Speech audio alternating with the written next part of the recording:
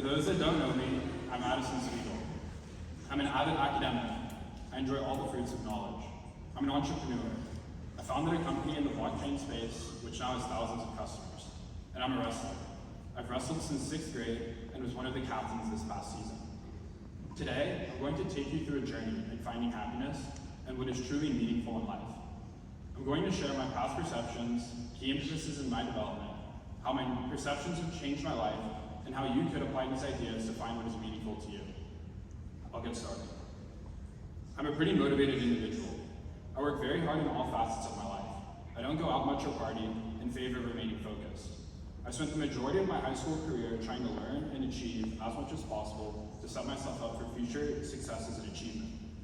In the past, I viewed my life strictly like a video game, trying to rack up my stats as high as possible in order to try and be the best.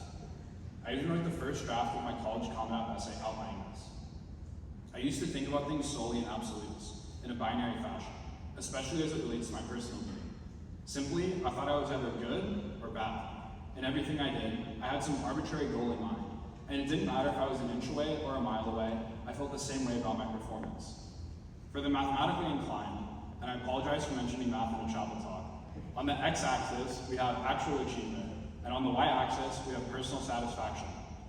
A satisfaction function would be like a step function, where it evaluates to 0 until you hit some point where it becomes 1 afterwards. In a way, this perception is good, because I will drop everything and ardently pursue my passions, but as you will find out later, this comes at the expense of other things. In a sense, this is an absolutist take on the situation. I'm sure in practice I'm more nuanced, but I struggle to think that way. My friends can attest to this as well. However, this began to change in early September of last year, when Mr. A-Lake, sporting his typical sexy red bow tie, spoke about whether life is a story or a game. If you don't remember, he gave a compelling speech detailing how our world pushes us to perceive things solely in a quantitative manner, where results are the end-all be-all, causing us to, quote, traverse this video game's barren expanse. He said that we should push back against this, and instead view our lives as stories, where we embrace our failures, foster exciting memories and relationships, and not let our games overtake us. His message felt so relatable that by the end of the speech, I was deleting everything in my Google Drive because I thought admin was reading all my docs. Just kidding. For me, this speech kicked off almost 9 months now of introspection to who I am, what I value, and what I want out of life. This journey was furthered when I joined Mr. Beard's second semester English class, The Art of Subtraction, an adventure through inquiry against society's inordinate value on status, achievement, money, and success. I highly recommend you take it. Mr. Beard, The Art of Subtraction. The most impactful texts were the Tao Te Ching, a Buddhist proclaiming the value of Wu Wei, the idea that we should succumb to the power of nature through an active action, and How to Do Nothing, which is a funny title, but it preaches the importance of quite literally doing nothing, and resisting the attention economy. The idea that we live in a world with finite attention, where technologies like social media and organizations like school or the workplace try desperately to take as much as possible. Ultimately, through trials and tribulations, I've learned to perceive myself differently by applying A-Lake's Storifying lens and placing more value on unconventionally productive items. Let me give 2 concrete examples, in business and wrestling. In the fall of last year, soon after A-Lake's speech, I became quite annoyed that my company was not growing as fast as other competitors. The gamer in me found this horrific. Based on the pure numbers, we were losing by a wide margin. I had a reckoning though, when I viewed the situation from the lens of who had the more interesting story. On one hand, you have large, corporate teams who are more experienced, 20 years my senior, and are full-time. On the other, you have a teenager who's preparing for their upcoming wrestling season, writing college essays, learning cool stuff at school, and relatively successful given their lack of work experience. On the leaderboard, I'm losing, but instead, I looked at the storyboard. Comparing yourself in absolute terms to someone else is destined for failure. There will always be someone with higher grades, who's more athletic, who's more powerful, who's more popular. Instead, pretend you're on Goodreads. Read the reviews of the book. How interesting is your story? How do you make those around you feel? Compare the nuances of your unique situations rather than the harsh, absolute, quantifiable metrics. Next, before I knew it, second semester came around. I was lucky to get into college early, which freed up a significant amount of mental energy. And as the tale as old as St. John's goes, attitudes towards work start to change for second semester seniors. The wrestling team is really important to me, and a pivotal quest in my personal story. I let off the gas in anything work-related to divert mental energy to the team. I was more present at practices, more well rested, and performed better. But other things suffered, namely school. I actually got my worst grade ever on a test by a very wide margin. Sorry, Dr. Wilson. Some call this senioritis, I call it a redirection of priority. Some of my all-time favorite memories come from this period. Singing the alma mater in a mosh after we secured the trifecta, David and Goliath matches, endless gritties, hanging out in the mat room after a hard practice, just relaxing, and hugs from underclassmen at the end of the season thanking me, and the list goes on. But it wasn't all rosy. The biggest failure yet in my life came during this period. I lost to a sophomore who I had destroyed the year prior. This was crushing to me. The absolutist in me thought my wrestling career was for nothing. But as I reflected more, I realized this wasn't the case. I thought about the love for my teammates as they consoled me, and all the remarkable memories and growth I had experienced throughout my time on the team. With the help of Coach Paul, I learned a key lesson. You cannot have it all. I worked very hard in the sport of wrestling, but ultimately there are others that work harder. The Storifying lens here helped as well. I was wrestling up a whole weight class and had just come off a few weeks' sickness. Although a coping mechanism in some sense, this tragedy serves as a plot twist in the greater epic. Sure, I had a tough loss, but the sport transformed me from a chubby sixth grader who was about to quit because they hurt their shoulder to the man I am today. Losing is just one of many lessons, and I find this a much more appealing way to think about things. Steve Maraboli said, "Happiness is not the absence of problems, it's the ability to deal with them." By nature of life, something will always thwart your most romantic plans. By storifying, you can embrace the worst of failures and turn them into positives. The absolutist in me thinks and thinks about why I should be unhappy, but I'm beginning to turn that around. Both How to Do Nothing and the Storifying lens have made me realize the benefits that come from unconventionally productive endeavors. The enlightenment and happiness that comes from quite literally doing nothing, or sitting with random people at lunch rather than cramming for a test the following carrier, things of that nature. Popular society and the attention economy condition us to think that the cost of our time is zero, and that trading any amount of time for conventionally productive gains is a good trade. Although our time might be worthless because it's not good for anything unless spent, this trade does not take into account opportunity cost, the loss of potential gains from other alternatives when one alternative is chosen. For example, you can scroll on Twitter or some other social media platform for, say, 30 minutes, rather than doing something else because you feel like you are learning something or getting some relaxation out of it.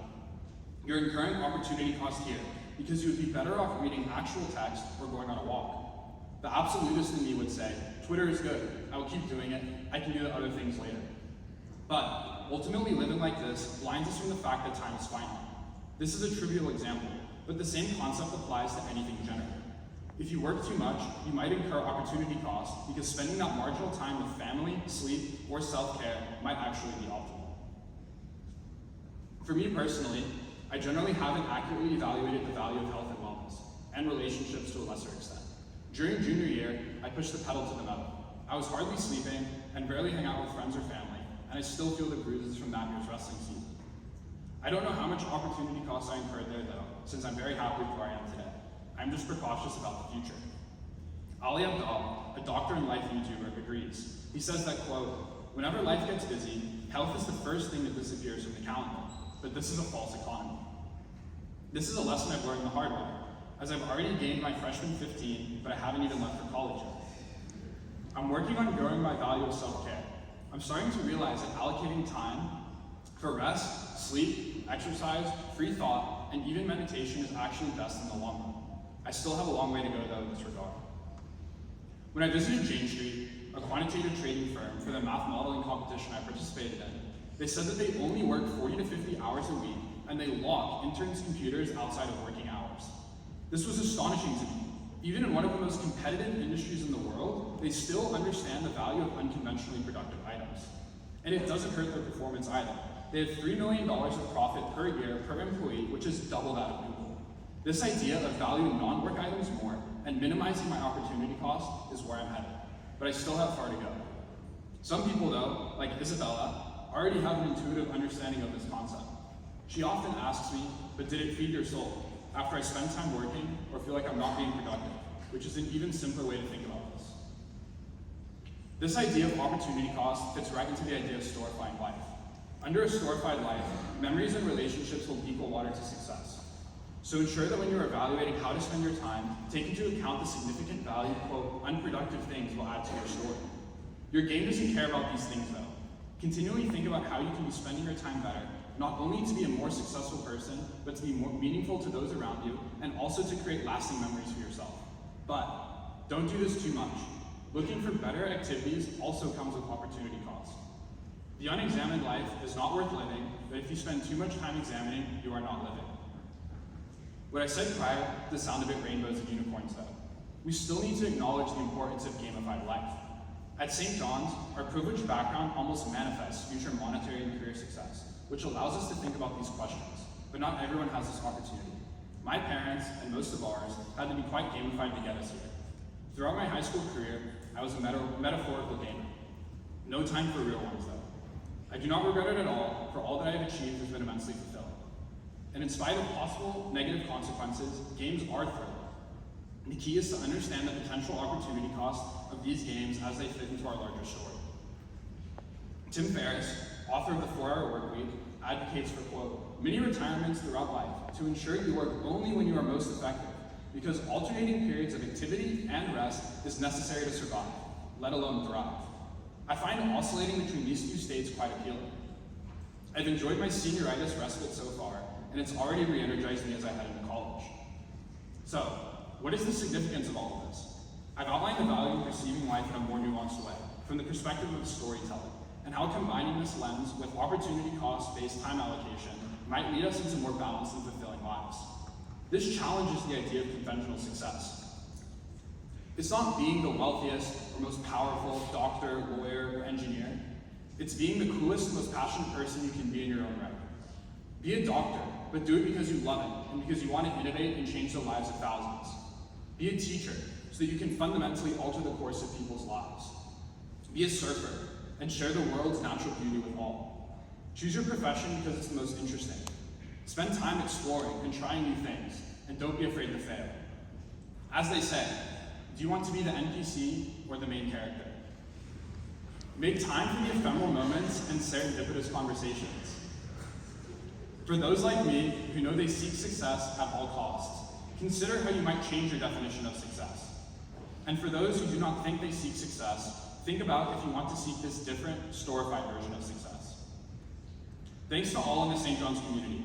Teachers for fostering a love of learning, Coach Paul and the other wrestling coaches for transforming who I am as a human, Miss Cannon, my advisor, for helping me in all my growth, Mr. Alig for your wonderful speech, Mr. Beard for being my guide as I ask these questions, the staff for making our campus beautiful, and the Mav Cafe ladies for remembering my iced latte and a muffin order every morning. I implore you all to take full advantage of St. John's as you build your stories. It's been tremendous for me. My days remaining as a student are now negative, but I hope to remain part of the community forever. Thank you all, and feel free to reach out if you ever need